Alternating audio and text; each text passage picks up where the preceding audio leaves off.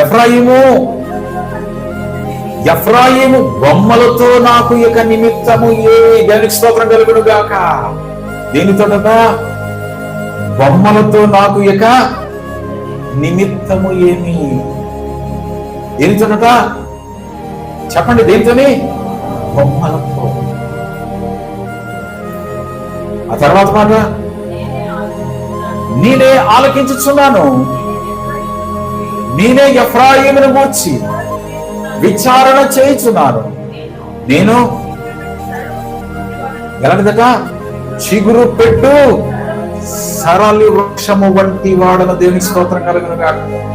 నేనే ఆలకించుచున్నాను. ఎఫ్రాయిముతో మాట్లాడుతూ మరలా నిన్ను చిగురు పెట్టించువాడను నేనే. నేనెవరో తెలుసా? సరళి వృక్షము. ఉదాహరణగా చెప్తున్నాడు. ఇందాక అక్కడ ఏమన్నాడు? నేనెవరిని? ఆయన ఎవరట? మహాగణుడును భయంకరుడును. ఏదైనా చేయగలడు. ఆయనకు అసాధ్యమైనది ఏది లేదు. ఆయనకు సమస్తము సాధ్యం. దేనికి స్తోత్రం కలుగుతుంది కదా.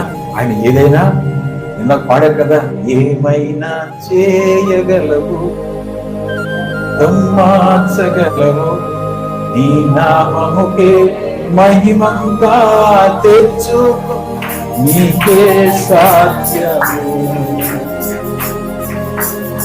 ఆయనకి సాధ్యమా కాదు? సమస్తము సాధ్యం. నీ బ్రతుకు మారాలన్నా, నీ బ్రతుకు చిగురించాలన్నా, నీ ఆశలు చిగురించాలన్నా ఆయనే కారణం. ఆయన నీ వైపు చూస్తే ఆ మహాగణుడు, మహారౌద్రము గలవాడు, ఆయన నీ వైపు చూస్తే నీవు చిగురిస్తావు.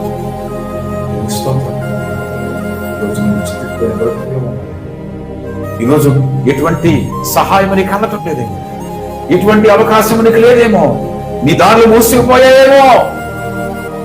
ఈ రోజున నా తండ్రి నీవు వచ్చినట్లయితే, యెహోవా దేవుని ఆదరణ కలిగి ఉన్నట్లయితే, ఆయన ఆదరించమని పడినట్లయితే, ఆయన నీకు, నీ కుటుంబాన్ని, నీ జీవితాన్ని మరలా చిగురించబోతున్నాడు. దేవునికి స్తోత్రం కలుగును.